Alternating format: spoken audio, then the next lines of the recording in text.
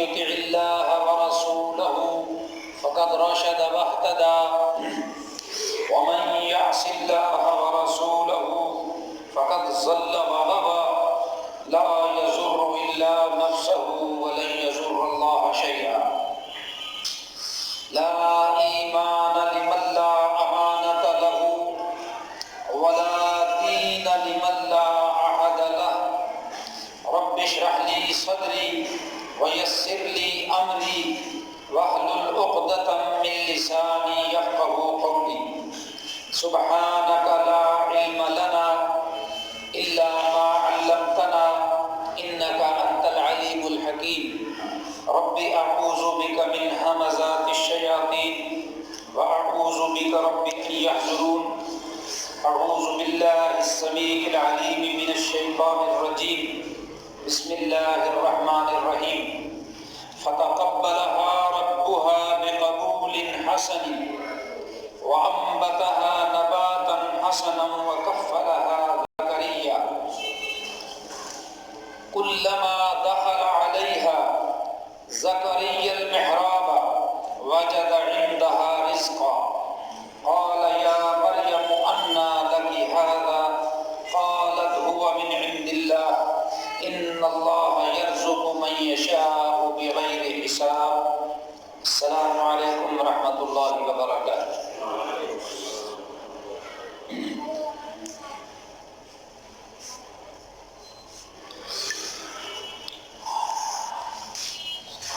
جناب سیدنا حضرت سلیمان علیہ السلام کے زمانہ میں، ان کے زمانہ حکومت میں بحر کلدم کی مشرقی شاخ کے کنارے پر، بحر کلدم کی مشرقی شاخ کے کنارے پر ایلات کے مقام پر یہودیوں کی آبادی تھی۔ یہ یہودی رشیا میں بھی ہیں، نیو یارک امریکہ میں بھی ہیں، انڈیا میں بھی ہیں، ایران میں بھی ہیں، اور فلسطین میں تو ان کا مرکز ہے۔ انہوں نے قانون سبت کی خلاف ورزی کی۔ قانون سبت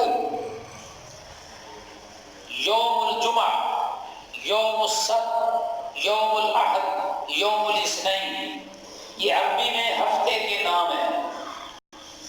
تو یوم السبت کا معنی ہفتے کا دن۔ عیسائیوں نے اپنے لیے اتوار کا دن عبادت کے لیے منتخب کر لیا۔ اللہ نے بھی کہا ٹھیک ہے۔ یہودیوں نے ہفتے کا دن مقرر کر لیا، اللہ نے کہا ٹھیک ہے۔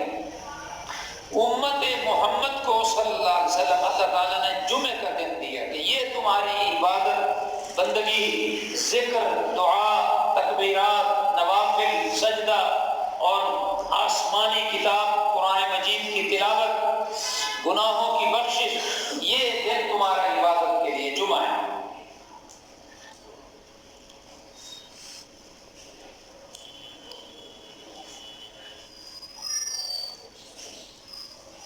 تو انہوں نے ہفتے کے دن کے اندر عبادت کے معاملے میں اللہ کے قانون کو توڑا، خلاف ورزی کی۔ ان کی شریعت میں یوم السبت، سنیچر انگریزی میں، اب جلدی سمجھ میں آ جائے گی، ہفتے کے دن معاشی سرگرمیاں ممنوع تھی۔ جیسے اللہ تعالیٰ نے سورہ جمعہ میں مسلمانوں کو کہا اذا نودی للصلاۃ، جب جمعے کی نماز کے لیے اعلان کر دیا جائے، اذان دے دی جائے،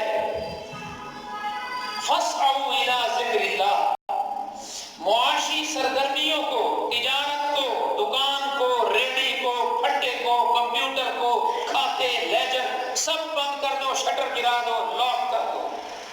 فاسعوا الی ذکر اللہ، اللہ کے ذکر کی طرف دوڑے آؤ۔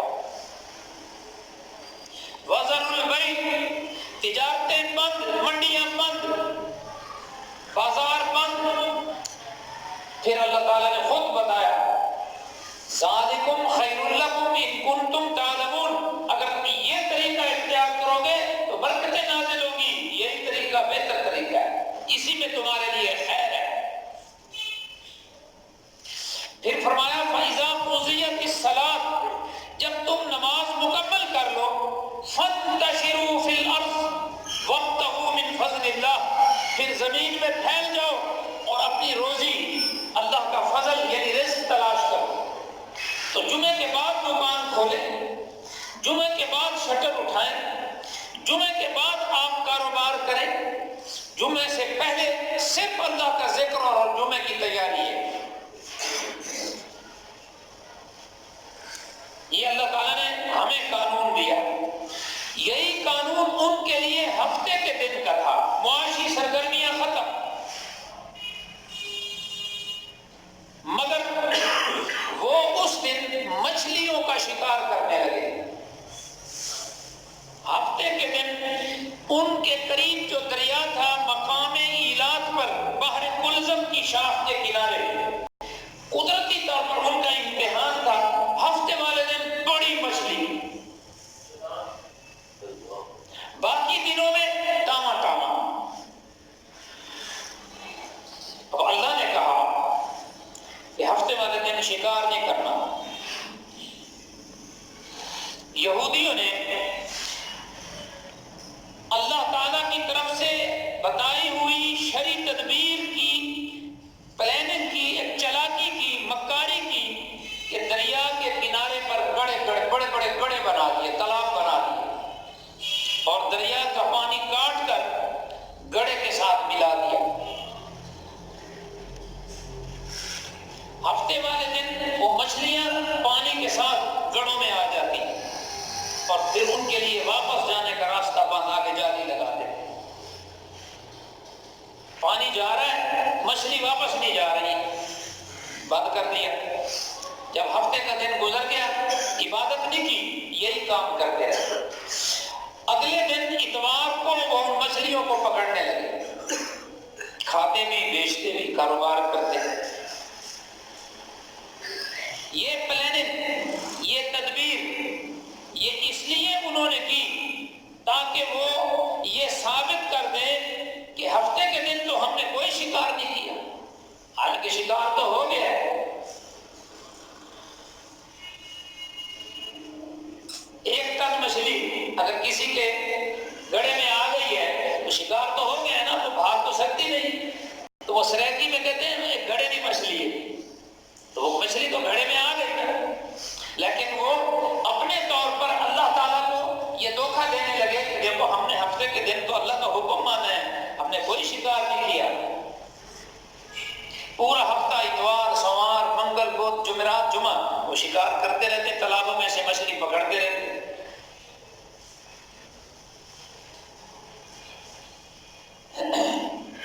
اس کو کیا کہتے ہیں؟ دین کے نام پر بے دینی کو اختیار کرنا، دین کے نام پر بے دینی کو اختیار کرنا۔ تو یہودیوں نے دین کے نام پر یہ بے دینی اللہ کو چلاکی کے طور پر پیش کی، اور وہ اللہ کو سخت ناپسند ہوئی کہ اللہ تعالیٰ نے ان پر لعنت کر دی،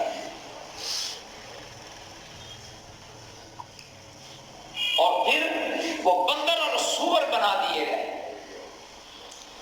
یہ عام لوگوں میں یہ جملہ مشہور ہے کہ وہی یہودی بندر سور بنے ہیں، ایسا نہیں ہے۔ بندر بھی پہلے سے تھے، ہر مخلوق پہلے سے تھے۔ وہ نوح علیہ السلام نے حلال جانوروں کے 2 جوڑے اور حرام جانور کا ایک جوڑا کشتی میں بٹھا لیا تھا، پانی کا عذاب آ گیا، تو یہ سارے جوڑے پہلے ہی موجود تھے۔ وہ اللہ تعالیٰ نے کچھ دن کے لیے ان کی شکلیں بندر اور سور جیسی کر دی، کچھ دن کے لیے، 8 دن، 10 دن، 12 دن، بس پھر وہ مر گئے۔ یہ اللہ کی ناراضگی تھی، اللہ کا عذاب تھا۔ یہ سورہ مائدہ کی آیت نمبر 60 ہے۔ سور اور بندر بنا دیے گئے، قردۃ خاسئین، کونوا قردۃ خاسئین۔ اب وہ یہود کی تاریخ ہے، عملاً یہی حالت اگرچہ آج پوری قوم یہود کی تھی، تاہم ایک خاص مقام کے یہودیوں کے اندر کے باطن کو، اندر کے گند کو، نفاق کو، بدعملی کو، دل کی سختی کو ظاہر اللہ تعالیٰ نے اس کو مجسم کر کے بیان کیا ہے اور بتایا یہ کہ وہ انسانیت کی سطح سے گر کر حیوانیت کی سطح پر پہنچ گئے تھے۔ ہمیں اس لیے بتایا تاکہ تم اس سے عبرت حاصل کرو۔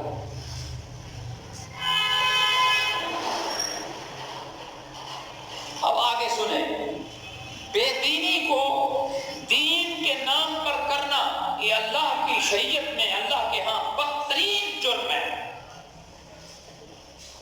جملہ یاد رکھیں، بے دینی کو دین کے نام پر کرنا اللہ کے نزدیک بدترین جرم ہے۔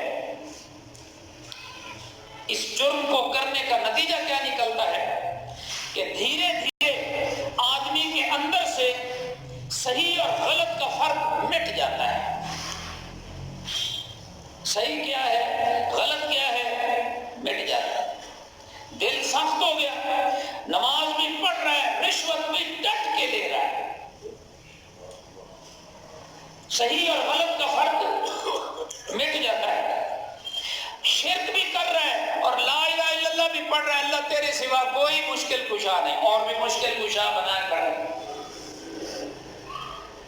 اللہ کو بھی سجدہ ہو رہا ہے، بت اور قبر اور آستانہ اور درگاہ کو بھی سجدہ ہو رہا ہے۔ محمد الرسول اللہ پڑھ رہا ہے، بات اپنے شیخ کی مان رہا ہے۔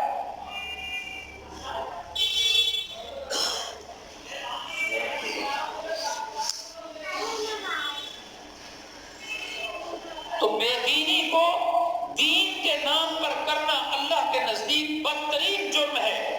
اس کا نتیجہ یہ ہوتا ہے کہ دھیرے دھیرے آدمی کے اندر سے صحیح اور غلط کا فرق مٹ جاتا ہے، وہ ایک بے حس انسان ہو جاتا ہے، بے حس انسان بن جاتا ہے۔ دین اور بے دینی دونوں اس کو یکساں دکھائی دیتے ہیں۔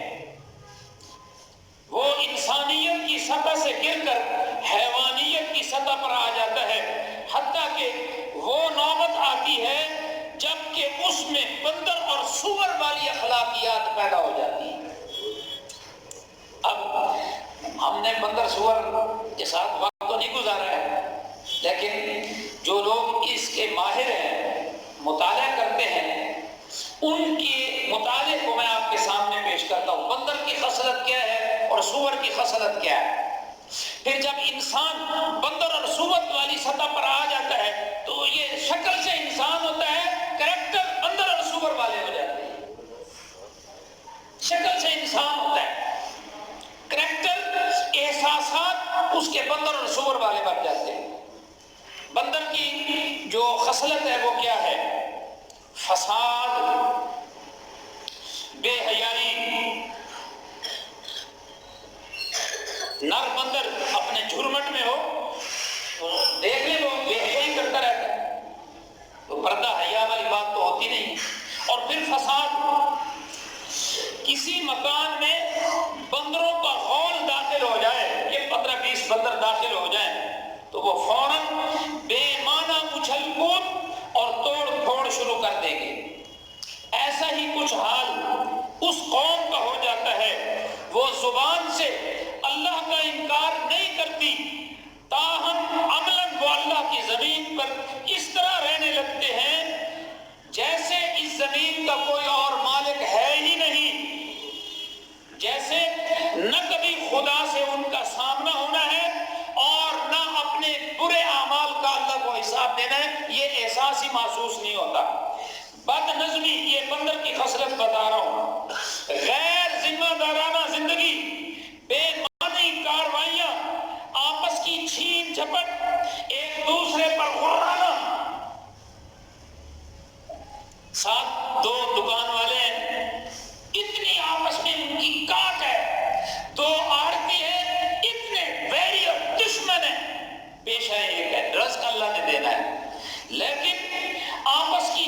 جھپٹ، ایک دوسرے پر غرانا. محلے میں دیکھ لو بھئی قوم کیا ہے، ایک شناخت ہے بس. شعوباً و قبائل لتعارفوا، قوموں میں کیا ہے، یہ پہچان کے لیے. کلاس میں پڑھتے تھے خالد سندھیلا، اب ایک اور خالد ہے خالد بلوچ، ایک اور خالد ہے خالد گجر. کلاس میں پہچان کے لیے تھا. یہ قومیں، خاندان، قبائل یہ پہچان کے لیے، تعارف کے لیے. اب ہم سب مٹی سے ہیں، سب نے مر جانا ہے.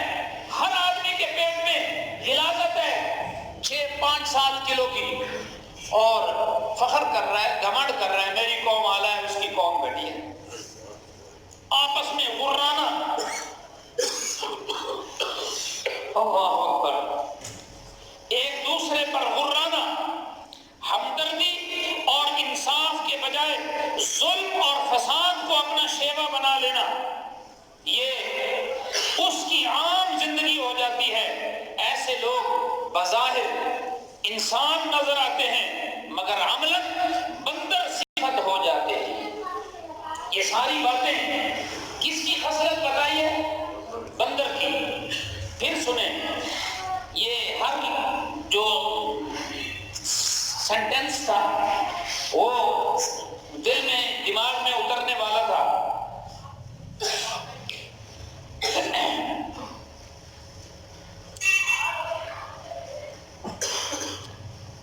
بد نظمی. آپ موٹر سائیکل کھڑا کریں، ٹیڑھا کھڑا کریں، رکشے والا سڑک پر روک لے گا سواری سے، بھی تو سائڈ پر ہو جا. بد نظمی ہے. محلے میں گند پھینکنے کی بد نظمی. بازار تنگ کر دیا، 4 فٹ پھٹے آگے کر دیے، بد نظمی. وہ پیچھے آ رہا ہے اور سامان یہاں بیچ رہا ہے، بد نظمی. جوتیاں اتارنے کا، آپ اب دیکھو اپنی جوتیاں کیسے اتاری آپ نے، بد نظمی کے ساتھ اتار کے آگے کہ نہیں آگے، بد نظمی. کبھی قطار نہیں بنائیں گے، بد نظمی. اچھے بھلے لوگ، اس میں بارش اور بیریش کی کوئی تمیز نہیں ہے.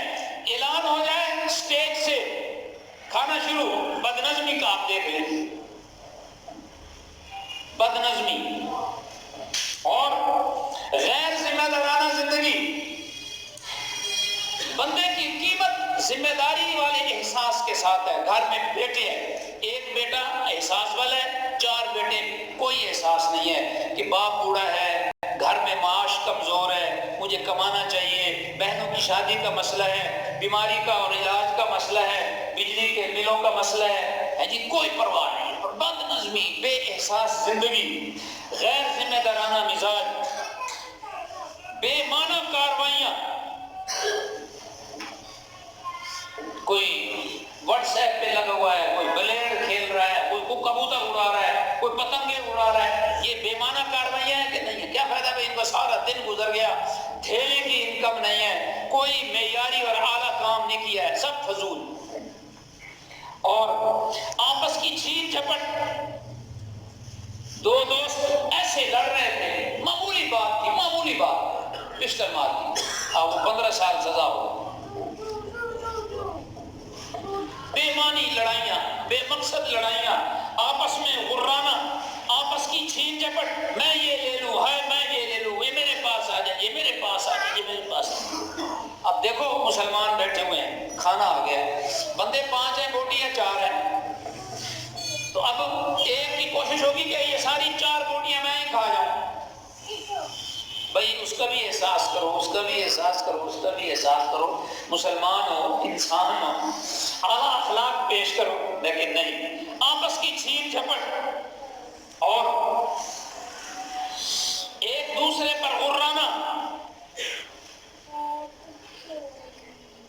ہمدردی اور انصاف کی بجائے ظلم اور فساد کو اپنا شیوا بنا لینا.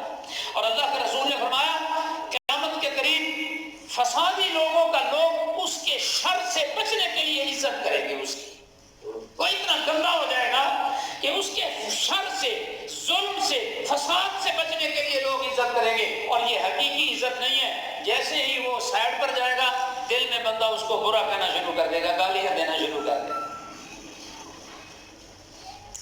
اتنا فسادی ہوگا کہ شر سے بچنے کے لیے اس کی عزت کی جائے گی۔ او جی چودھری صاحب، او جی ملک صاحب، او جی رانا صاحب، او جی خان صاحب، او جی فلاں صاحب، یہ شر سے بچنے کے لیے ہو۔ شاہ جی صاحب، شاہ جی صاحب، او جی شاہ جی۔ ہمدردی اور انصاف کی بجائے ظلم اور فساد کو اپنا شیوا بنا لینا، یہ اس آدمی کی زندگی کا عام وتیرہ ہو جاتا ہے۔ ایسے لوگ بظاہر انسان نظر آتے ہیں، عملاً بندر صفت بن جاتے ہیں۔ یہودیوں کو اللہ نے بندر اور سور میں تبدیل کر دیا۔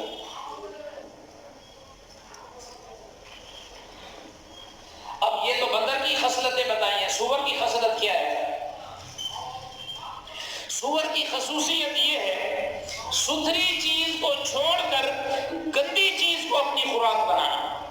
بھائی انگور جتنا مرضی کھا لو، شراب ضرور پینی ہے۔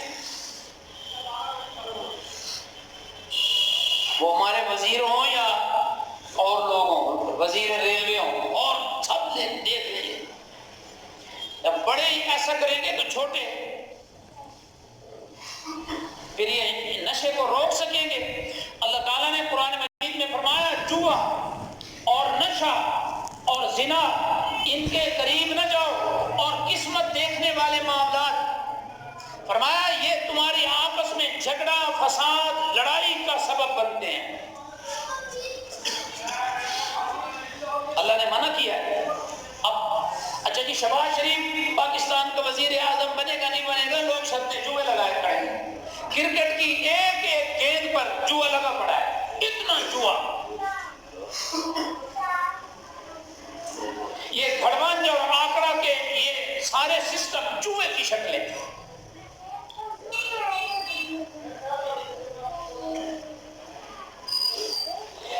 سور کی صفت خصوصیت کیا ہے؟ ستھری اور اعلیٰ چیز کو چھوڑ کر گندی چیز کو اپنی خوراک بنانا۔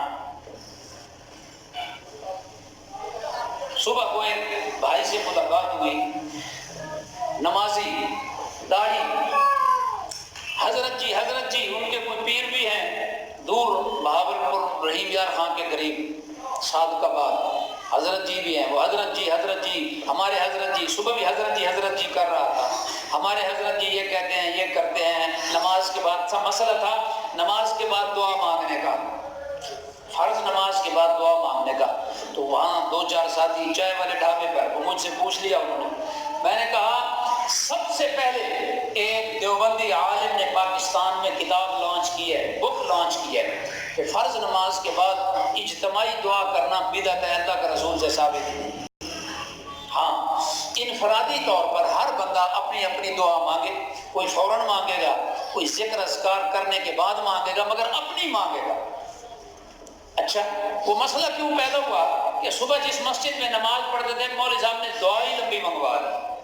اب کسی نے منڈی جانا تھا، وہ لمبی دعا میں الجھا ہوا ہے اور اندر سے گالیاں دے رہا ہے۔ اس لیے اللہ کے رسول نے فرمایا کہ یہ عمل خراب عمل ہے، بندے کو طلب ہے، ضرورت ہے دعا کرے۔ دعا رسمی الفاظ نہیں ہے، یہ رسم نہیں ہے، دعا دل کی پھٹن کا نام ہے۔ جب دل کی اندر سے گہرے جذبات سے دعا نکلے گی وہی اللہ کو قبول ہوگی۔ دعا کوئی ہاضمے کی پھکی نہیں ہے کہ اسے ہر سنتوں کے بعد بھی مانگ لو، نفلوں کے بعد بھی مانگ لو، فرضوں کے بعد بھی مانگ لو، ساری نماز پڑھنے کے بعد پھر مانگ لو، پھر مولوی صاحب سے مصافحہ کر کے پھر ہاتھ جوتی اٹھاؤ اور باہر جاؤ۔ یہ کوئی دعا کوئی عبادت ہے، چٹنی نہیں ہے کہ ہاضمے کی پھکی بنا لی ہے اس کو۔ جس کو طلب ہے مانگ لے، آج طلب نہیں ہے بالکل نہ مانگے، جب مانگے تو یقین کے ساتھ، اعتماد کے ساتھ، بالکل ٹھوس انداز میں کہ اللہ لے کے جانا ہے تجھ سے، تو میرا رب ہے، میں تیرا بندہ ہوں، میں لے کے جاؤں گا، ملتا ہی تجھ سے ہے۔ تو اس اعتماد کے ساتھ مانگے کہ اللہ جب ماں کے پیٹ میں تھا میں نے نہیں مانگا اور تو نے سب کچھ دیا، اب تو میں مانگ رہا ہوں، اور اللہ کی شان کے خلاف ہے کہ مانگنے پر وہ نہ دے، وہ داتا ہے۔ اس لیے اللہ کے رسول صلی اللہ علیہ وسلم کو کوئی مجبور آدمی نماز کے بعد آ کر نماز سے پہلے کہہ دیتا کہ دعا کرا دینا میرے لیے، تو اللہ کے رسول دعا کرا دیتے، حتیٰ کہ اللہ کے رسول نے بارش کے لیے ایک مزارع کی ذمہ دار کی دعا کے لیے مدینہ میں ممبر پر کھڑے ہو کر دعا کر دی، اللہ بارش برسا دے۔ جب ہفتہ بھر بارش لگی رہی، اب جیسے 1.5 مہینہ ہم بادل اور دھند رہے ہیں تو ہم اللہ سے کہہ رہے تھے نا اللہ دھوپ بھی کاٹ دے، کوئی سورج کی شکل ہی دکھا دے، اب یہ ہمارے اندر کے جذبات تھے نا۔ تو اس نے کہا اللہ کے رسول اگلے جمعے میں اللہ اس بارش نے بڑا رجا دیتا ہے، اب اللہ سے کہو اللہ بارش روک دے۔ اللہ کے رسول میں اللہ اس کو پہاڑوں پر برسا دے، میدانی علاقوں سے ہٹا کے پہاڑی علاقے پر برسا دے۔ تو اللہ کے رسول نے فوراً اس اپنے ساتھی کی پریشانی کو دیکھ کر دعا کر دی۔ لیکن ہر نماز کے بعد ہاں قبولیت کا وقت ہے، اپنے طور پر ہر کوئی مانگے، کوئی 1 منٹ میں مانگ کے چلا جائے گا، کوئی 5 منٹ میں مانگ کے جائے گا، کوئی مانگتے مانگتے زمین پر ماتھا ٹیک کر اللہ سے مانگنے لگ جائے گا، یہ ادا بھی ٹھیک ہے، یہ بھی ادا ٹھیک ہے، ایسے بھی مانگ سکتا ہے۔ البتہ ایک مسئلہ بھی ساتھ چلا دیں، دارمی کی روایت ہے، سنن دارمی، ہاتھ اٹھانا ثابت ہے، صحابہ کہتے ہیں اللہ کے رسول ہاتھوں کو دراز کرتے، آپ کی بغلوں کی سفیدی بھی نظر آتی تھی، لیکن اللہ کے رسول نے واپس منہ پر کبھی ہاتھ پھیرے نہیں۔ یہ سنن دارمی کی روایت ضعیف درجے کی روایت، مسئلہ بھی ہو گیا ہے۔ اللہ اکبر۔ ستھری چیز کو چھوڑ کر گندی چیز کو اپنی خوراک بنانا، تو وہ صبح داڑھی والا نمازی حضرت جی کرنے والا بندہ تھا، خون گاڑھا ہو گیا ہے، ایک اٹیک ہو چکا ہے دل کا۔ میں نے کہا صبح کو 100 روپے اس نے نکال کے دیا کہ اس کے سگریٹ کی ڈبی لینے جا رہی ہو تو میری بھی لے آؤ۔ اوئے ہوئے یار 100 روپے کا اگر یہ پستہ کھا لیتا تو اس کا خون وہ جو گاڑھا پن ہے وہ ٹھیک ہو، نہ بہتر نہ ہو جاتا۔ نہ بیٹے نے کھایا، نہ بہن، نہ بھانجی، نہ بھتیجی، نہ دادی، نہ والدہ، ان کی خدمت نہیں ہے تو دھوئیں میں گند میں۔ اب جتنا آدمی بوڑھا ہوگا سگریٹ پیے گا، پھیپھڑے تو کمزور ہو رہے ہیں، جلدی اٹیک ہوگا یا نہیں ہوگا؟ اٹیک جلدی ہوگا۔ گندی چیز کو اپنی خوراک بنا رہے، ستھری چیزوں کو چھوڑ کر۔ اللہ کیا فرماتے ہیں؟ کلوا من الطیبات واعملوا صالحا، پاکیزہ چیزیں کھاؤ، رزق حلال استعمال کرو، حلال میں بھی پاکیزہ چیزیں، عمل بھی پاکیزہ ہو جائیں گے۔ یہ لازمی نتیجہ ہے، جب رزق پاکیزہ ہوگا، رزق حلال اور طیب ہوگا، عمل بھی طیب اور پاکیزہ ہوگا۔ یہ لازمی بات ہے، لازم ملزوم ہے۔ یہ کلوا من الطیبات قرآن کے الفاظ ہیں، لوگوں پاکیزہ غذائیں کھاؤ۔ اب یہ کرونا وائرس کا مسئلہ کیوں کھڑا ہوا ہے؟ ایک تو چائنا کے لوگ اللہ کو نہیں مانتے، اللہ کو اس سے غصہ ہے، وہ اسٹوڈنٹوں کو، قوم کو، بچوں کو پڑھاتے ہیں، اللہ ہوتا تو نظر نہ آتا۔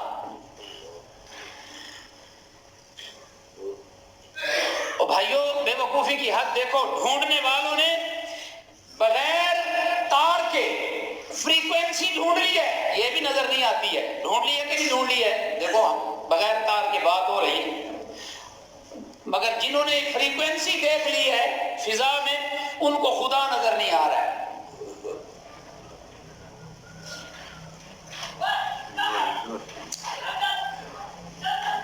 مادے پر انسان نے محنت کی ہے، مادہ حرکت میں، یہ مادہ ہے، کچھ پلاسٹک کی، کچھ پیتل کی، کچھ تانبے کی تاریں ہوں گی، کچھ حرکت ہوگا۔ ٹرین مادہ ہے، لوہا، لکڑی، انجن، کرنٹ، سٹیم بھاگ رہا ہے۔ ہوائی جہاز، انسانی عقل نے مداخلت کی، وہ 600 سواریاں اٹھا کے جدہ جا رہا ہے، نیو یارک جا رہا ہے، کوریا جا رہا ہے جہاز۔ یہ انسانی عقل کی مداخلت ہے۔ ملتان کا وابڈا ٹاؤن بن گیا، لاہور کا بیریا ٹاؤن بن گیا، اسلام آباد کا بیریا ٹاؤن بن گیا۔ یہ مستری مزدور محنت کی ہے، انسانی عقل نے مداخلت کی ہے۔ سورج گھومتا ہے اپنی پوری رفتار کے ساتھ، کروڑوں اربوں سال سے برابر روشنی دے رہا ہے، اس کا کوئی کریٹر نہیں ہے. انسانی عقل نے تو وہاں مداخلت نہیں کی، مگر وہ نفع کیوں پہنچا رہا ہے؟ نفع کیوں پہنچا رہا ہے؟ گردش کیسے کر رہا ہے؟ اس کی ویلاسٹی کیا ہے؟ زمین سے اس کا فاصلہ کیا ہے؟ اس کا اپنا آربٹ کیا ہے؟ یہ ساری باتیں وہ کس کہکشاں کے جھرمٹ کا تاج ہے؟ یہ ساری باتیں کس نے سیٹنگ کی ہے؟ انسان پہنچا نہیں، جن کی مداخلت نہیں. ماننا پڑے گا کہ کوئی عقل ہے جو وہاں مداخلت کر رہی ہے. یہ 50 سال سے شدید سردی کا ریکارڈ ٹوٹا ہے، کسی کی تو مداخلت ہے نا. آپ اس کو گاڈ کہیں، اس کو خدا کہیں، اس کو اللہ کہیں، اس کو ایشور کہیں، اس کو بھگوان کہیں، پرماتما کہیں، ماننا پڑے گا کہ ایک اور ہستی ہے جس کی کائنات میں مداخلت ہے. اگر فریکوینسی نظر نہیں آتی، ہوا نظر نہیں آتی، اللہ تعالیٰ کو عام انداز میں نگاہ میں دیکھا بھی نہیں جاتا، ایمان کی نگاہ سے نظر آتا ہے. وہ ایمان کے ذریعے نظر آتا ہے، ایمان کی روشنی سے سمجھ میں آتا ہے، دماغ میں آتا ہے. اس لیے میں اکثر کہا کرتا ہوں، انسان ظاہر بین ہے، تعزیہ نظر آئے گا، بت نظر آئے گا، پوجنا شروع کر دے گا.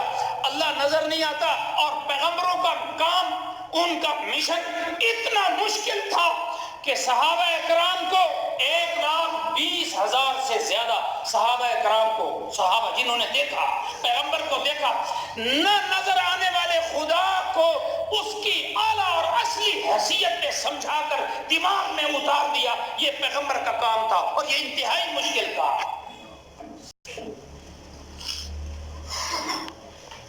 تو جس نبی نے ہم تک دین پہنچانے میں، اللہ کا صحیح تصور پہنچانے میں ماریں کھائی ہیں، ہجرتیں کی ہیں، پریشانیاں اٹھائی ہیں، آپ نے، آپ کے گھرانے نے، اہل بیت نے، صحابہ کرام نے، تو ایک درود ایک دفعہ پڑھ دیں، اللہم صلی علی محمد وعلی آل محمد.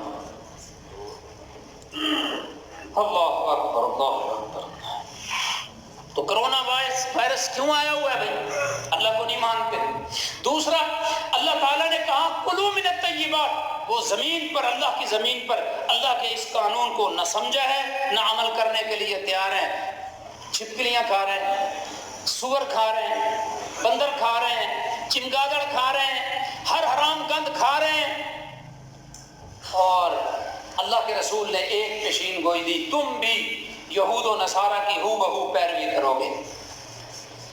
تو مسلمان شراب نہیں استعمال کرتے، نشہ استعمال نہیں کرتے، چرس ہے، گٹکا ہے، ہیروین ہے جی، حفیم ہے، گند کھا رہے ہیں، سگریٹ پی رہے ہیں، اور اس سے بھی زیادہ خطرناک چیزیں لگے ہوئے ہیں. اللہ نے روکا تھا، اب وہ وائرس آ گیا، اب ڈر رہے ہیں. اللہ اکبر. تو سور کی خصوصیت کیا ہے؟ ستھری چیز کو چھوڑ کر گندی چیز کو اپنی خوراک بنانا. اور اس کی ایک صورت یہ ہے جو کمائی اور لین دین میں ظاہر ہو رہی ہے، کمائی اور لین دین میں ظاہر ہو رہی ہے. آدمی حلال ذرائع پر کانے نہ رہ کر حرام سے اپنا پیٹ بھرنے لگتا ہے. قناعت پسندی جو اللہ نے دے دیا ہے وہ کافی ہے، اس پر اللہ کا شکر ہے. آپ پرندوں کو دے دیے، کل کے لیے جمع کرتے ہیں، اور 5 دن جو بارش کا موسم رہا، پرندہ ایک بھی باہر نہیں نکلا اپنے آرام گاہ سے، گھونسلوں سے. شکوہ تو نہیں کیا، رو پیٹ تو نہیں رہا ہے، ناشکری تو نہیں کر رہا ہے. جیسے ہی سورج نکلا اب غبار آ گئے، اللہ کا شکر کر رہے ہیں. اللہ فرماتے ہیں یہ سب چیزیں اللہ کے لیے نماز پڑھتے ہیں. وَلَٰكِن لَّا يَفْقَهُونَ تَسْبِيحَهُمْ. ان کی تسبیح کو تم نہیں جانتے ہو، اللہ جانتا ہے. شیر دھاڑتا ہے، کوئل بولتی ہے، بلبل پھدکتی ہے، سانپ لہراتے ہیں، سائے بنتے ہیں، بادل گرجتے ہیں، آبشاریں گرتی ہیں، پانی پہاڑوں سے نکلتا ہے.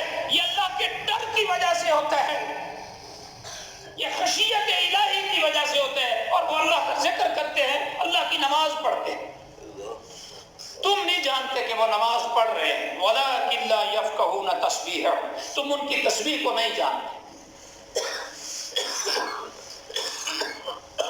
آدمی حلال ذرائع پر کانے نہ رہ کر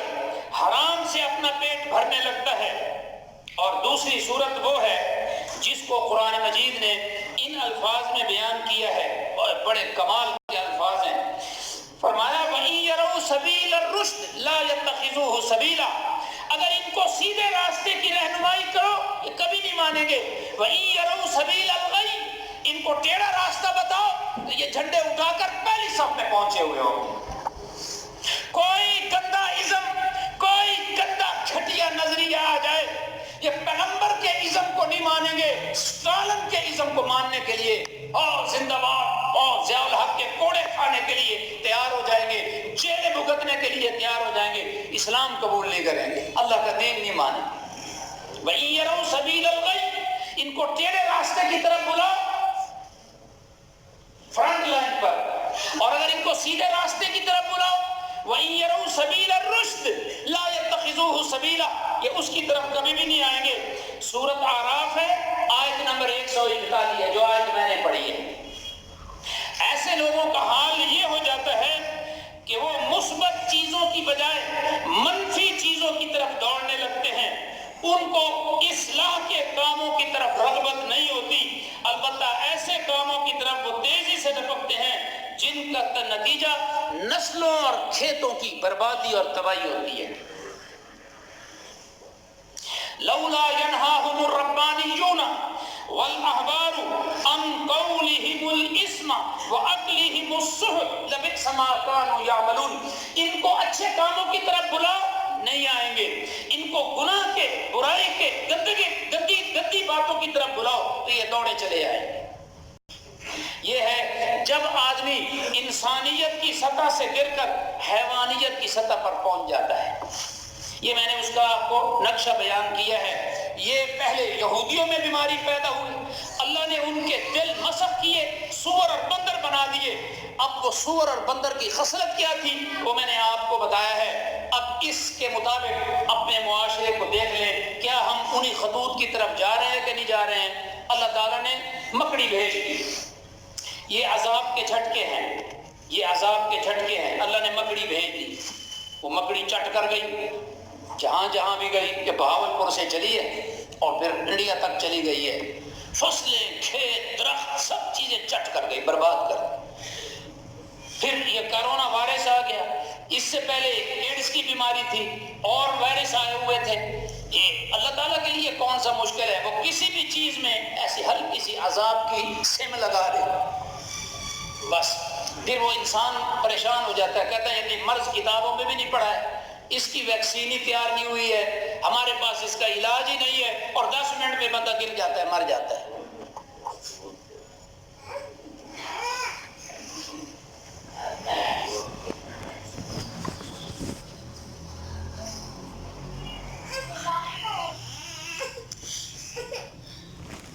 فإن خير الكلام كتاب الله وخير الهدي هدي محمد صلى الله عليه وسلم وشر الأمور محدثاتها فإن كل محدثة بدعة وكل بدعة ضلالة وكل ضلالة في النار۔ اللهم صل على محمد وعلى آل محمد كما صليت على إبراهيم وعلى آل إبراهيم إنك حميد مجيد۔ اللهم بارك على محمد وعلى آل محمد كما باركت على إبراهيم وعلى آل إبراهيم إنك حميد مجيد۔ اللهم اهدنا الصراط المستقيم، اللهم انصر الإسلام والمسلمين، توفنا مسلما والحقنا بالصالحين۔ اللهم إنا نسألك الجنة الفردوس ونعوذ بك من النار۔ ربنا هب لنا من ازواجنا وذرياتنا قرة اعین واجعلنا للمتقین اماما۔ امام بخاری رحمۃ اللہ علیہ نے بہت ساری کتابیں لکھی ہیں، ایک تو صحیح بخاری ہے اور ایک کتاب ہے ادب المفرد۔ اس میں ایک روایت ہے کہ بدھ کے دن ظہر سے عصر تک اگر کوئی بندہ کسی قسم کی بھی پریشانی میں ہے تو وہ اللہ کا ذکر کرے گا، ظہر سے عصر تک اللہ اس کی پریشانی دور کر دے گا۔ کسی کی اولاد نہیں ہے تو ربنا حب لنا من ازواجنا وذریاتنا، قرۃ اعین وجعلنا للمتقین اماما. اگر اولاد بیوی اس کی بات نہیں مانتی، جھگڑا ہوتا ہے، گھر میں فساد ہوتا ہے، تو وہ یہ دعا کرے. اولاد نہیں ہے سرے سے، نہ بیٹی ہے نہ بیٹا ہے، یا بیٹیاں ہیں تو بیٹا نہیں ہے، تو رب لا تذرنی فردا وانت خیر الوارثین. ضروری نہیں ہے کہ وہ مصلی بچھا کے بیٹھ جائے، وہ دکان پہ بھی یہ کام کر سکتا ہے، گھر میں بھی بیٹھک میں بھی کر سکتا ہے، دفتر میں بھی کر سکتا ہے، سواری پر بیٹھے ہوئے جا رہا ہے تو وہ اللہ کا ذکر کر دے. بدھ والے دن ظہر سے عصر تک اللہ سے مانگے، اللہ سے دعا کریں، اللہ تعالیٰ رحم فرمائے گا. مانگو تو خوش ہوتا ہے، نہ مانگو تو ناراض ہو جاتا ہے.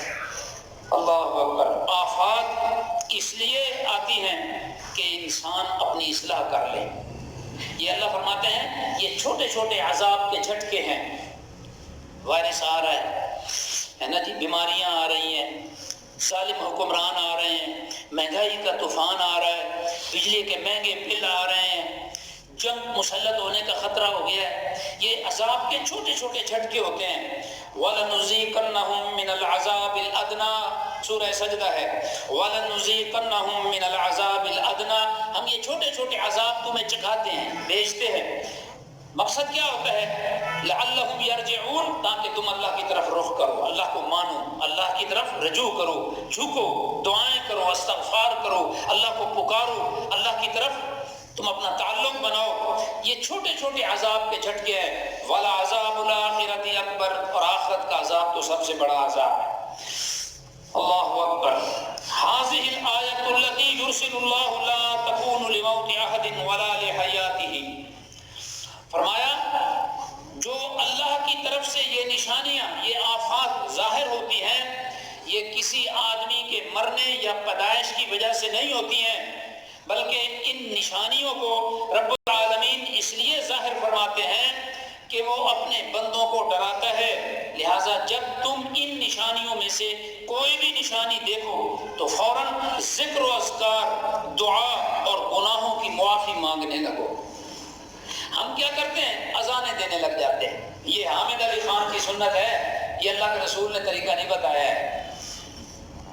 سیلاب آ رہا ہو نا تو اذانیں دینے شروع کر دیتے. یہ خود ساختہ مسئلہ ہے. اللہ کے رسول صلی اللہ علیہ وسلم کا طریقہ یہ ہے. عبداللہ ابن عباس چچا ہیں، ان کا بیٹا نبی صلی اللہ علیہ وسلم کا صحابی بھی ہے اور چچا زاد بھائی بھی ہے. وہ کہتے ہیں انہو صلی فی الزلزلۃ بالبصرۃ، زلزلے کے موقع پر بصرہ میں نماز پڑھائی. کس نے پڑھائی؟ عبداللہ ابن عباس نے اپنے شاگردوں کو نماز پڑھائی. لمبا قیام کیا، پھر رکوع کیا، پھر سر اٹھایا. اب یہ رکوع کیا، پھر سر اٹھایا، پھر سجدے میں نہیں گئے، پھر تلاوت شروع کر دی، پھر لمبا قیام کیا، پھر 5-6 رکوع پڑھ دیے اونچی آواز سے. دن کے ٹائم ظہر اثر کے درمیان 11 بجے 12 بجے پڑھتے جا رہے ہیں. پھر رکوع کیا، پھر اٹھے، پھر لمبا قیام کیا، پھر تیسری دفعہ رکوع کیا، پھر اٹھے، پھر سجدے میں چلے گئے. یہ صحابی کا طریقہ ہے اور وہ اللہ کے رسول سے یہ عمل ثابت کر رہا ہے. تو جب کوئی اس قسم کی نشانیاں ہوں تو رکوع، قیام، سجدہ، ذکر، قرآن، استغفار، دعائیں، ان کی کثرت کو اضافے میں تبدیل کر دو، اضافہ کر دو ان میں. یہ اللہ تعالیٰ کا اور اس کے دین کا اور شریعت کا یہ طریقہ ہے. نہ کہ آدمی گانا اور موسیقی اور بیکار گپ شپ میں مشغلوں میں مصروف ہو جائے، بلکہ اپنی عادت کو، سوچ کو بدلیں اور اللہ کا ذکر کریں. کسی بھی مجلس میں اللہ کا تو نام ہی نہیں ہوتا. ہوا، گندی باتیں، فضول باتیں، بیکار مشغلے، اور پھر اٹھ کے چلے جاتے ہیں. یہ مجلس قرض ہے، قیامت کے دن اس کا جواب دینا پڑے گا. کوئی بندہ حدیث نہیں سنا رہا ہے، کوئی آیت نہیں سنا رہا ہے، کوئی نیکی کی بات نہیں کر رہا ہے، کوئی نصیحت نہیں کر رہا ہے. کل ایک دکان پر اندر گانا چلا رہے تھے، میں نے دکاندار کو بلایا. اندر 6 بندے گانا سن رہے ہیں، ناچ ٹھمکا دیکھ رہے ہیں. میں نے کہا یہ اللہ تعالیٰ کے ناراضگی کا سبب ہے. گناہ کرنے سے زمین میں یہی ہوتا ہے کہ کرونا وائرس آ گیا ہے، بل مہنگے ہو گئے ہیں، ظالم حکمران مسلط آ گئے ہیں، جھوٹ بول رہے ہیں، مذاق کر رہے ہیں، قوم سے مذاق کر رہے ہیں، ٹیکہ لگاتا حوریں آ گئی ہیں، میری تنخواہ سے گزارا نہیں ہوتا ہے، تنخواہ 8 لاکھ کر دی جائے. ساری باتیں کیا ہیں؟ ڈھونڈا پن ہے، مذاق ہے، سنجیدگی نہیں ہے. یہ کوئی سسٹم چلانے والا معاملہ نہیں ہے، بس قوم کو بے وقوف بنایا جا رہا ہے. اللہ تعالیٰ اللہ ہمیں حکمرانوں کو اصلاح دے اور اچھے حکمران اللہ ہم پر مسلط کرے۔ آخری بات، صدقہ کے فوائد۔ آفات اور مصیبتوں میں آدمی یہ نہ سوچے کہ غربت سے ڈرنے لگ جائے، صدقے کو بڑھا دے، اللہ تعالیٰ رزق میں اضافہ فرما دے گا۔ تو صدقے کے فوائد کیا ہے؟ آفات اور مصیبتوں پر ڈھال بند۔ مصیبتیں آ رہی ہیں، آفات آ رہے ہیں، صدقہ دیا جا رہا ہے، اللہ تعالیٰ ان تمام مصیبتوں کو روک دیتے ہیں، ختم، بریک، بیریئر۔ دوسرا کیا فائدہ ہے؟ عزت و ناموس کی حفاظت، عزت ناموس کی حفاظت۔ تیسرا فائدہ کیا ہے؟ ہر قسم کی بیماریوں کا شافی علاج۔ وہ ایک ڈاکٹر کا کلپ میں نے دیکھا، اس کے پاس ایک آدمی آیا، 3-4 فیکٹریاں تھیں اور علاج کسی ڈاکٹر سے کروانا ہے۔ اب وہ ڈاکٹر مذہبی بھی تھا اور اس کا کلپ آ گیا۔ اس نے کہا، میں نے اس سے پوچھا کہاں کے رہنے والے ہو؟ فیصل آباد کے فلاں گاؤں کا ہوں۔ اچھا، تم اپنی زکوٰۃ میں سے اپنے قوم کے غریب لوگوں کی مدد کرتے ہو؟ اس نے کہا بالکل نہیں کرتا۔ اس نے کہا جاؤ پہلے حساب نکالو اپنی فیکٹریوں کی انکم کا، اس کی زکوٰۃ نکال کے اس کو بانٹ کے میں پھر تمہیں علاج کروں گا، دوائی دوں گا۔ وہ ڈاکٹر کہتا ہے جب وہ آیا تو کہتا ہے، خود مریض کہتا ہے ڈاکٹر صاحب بیماری کوئی نہیں ہے، بیماری ہی کوئی نہیں ہے۔ تو ہر قسم کی بیماریوں کا شافی علاج، مال میں زیادتی اور برکت کا وعدہ، اللہ کا وعدہ ہے، مال میں اور تجارت میں زیادتی اور برکت کا وعدہ، فرشتوں کا مال کی کثرت کے لیے دعا کرنا۔ فرشتے جو اللہ کے عرش کو اٹھائے ہوئے ہیں وہ اللہ سے کہتے ہیں، اللہ یہ تیرا بندہ تیرے نام پر خرچ کر رہا ہے، اللہ تو اس کے خرچ میں برکت ڈال۔ اور چھٹا فائدہ، دل کی سختی کو ختم کرنے کا ذریعہ۔ گردے کا مریض ہے، آپ ترس کھا رہے ہیں اور اس کو دے رہے ہیں، تو یہ آپ اگر اللہ سے وعدہ کر رہے ہیں، اللہ تم میرے گردوں کو بھی صحت میں رکھ۔ آپ لنگڑے کو دیکھ رہے ہیں تو آپ اللہ سے یہ کہہ رہے ہیں مال دے کر کہ اللہ ساری زندگی مجھے سلامتی کے ساتھ رکھنا، میں لنگڑا نہ ہو جاؤں، ایکسیڈنٹ نہ ہو جائے۔ یہ آپ اندھے کو دیکھ کر اس کو پیسہ دے رہے ہیں تو اپنی بینائی کا شکر ادا کر رہے ہیں عطا کی صورت میں، اس کو دے کر۔ اللہ ہمیں بھی تو بنا سکتا تھا ایسا۔ تو بھائیو، دل کی سختی کو ختم کرنے کا ذریعہ بھی ہے، اللہ عز و جل کے غصے کو ٹھنڈا کرنے کا سبب بھی ہے، بری موت سے حفاظت بھی ہے۔ اب کچھ نہ پڑاؤ اور لاش واٹس ایپ پر آ رہی ہو کہ جی اس کو ہم نہیں پہچانتے ہیں، یہ جس کی لاش ہے آ کے لے جائے، کس کا زخمی ہے آ کے لے جائے، یہ بری موت کی کیفیتیں ہیں نا۔ تو اللہ بری موت سے بھی حفاظت میں رکھتا ہے، عذاب قبر سے اور عذاب جہنم سے بھی حفاظت کا وعدہ ہے۔ اور قیامت کے دن جب سخت تپش ہوگی، زمین بالکل تانبے کی طرح، تیل کی تلچھٹ کی طرح اس کا رنگ ہو جائے گا، سورج قریب آ جائے گا، آگ برساتی گرمی میں اللہ اپنے اس بندے کو سائے کے نیچے کھڑا کر دے گا، اپنے سائے کے یا عرش کے سائے کے نیچے کھڑا کر دے گا۔ تو یہ میں نے 10 فائدے صدقہ کے بتائے ہیں۔ ہمارے اہل حدیث بھائی درباروں پر تو نہیں جاتے مگر اللہ کے نام پر بھی نہیں دیتے ہیں، اللہ سے بھی فارغ ہو گئے۔ روکا وہاں تھا کہ خدا سے بھی فارغ ہو گئے، روکا تھا غیر اللہ کے نام سے، وہ اللہ کے نام سے تو زیادہ دینا چاہیے تھا، ہم اللہ کے نام سے بھی فارغ ہو گئے۔ سبحان ربک رب العزت عما یصفون وسلام علی المرسلین والحمد للہ رب العالمین۔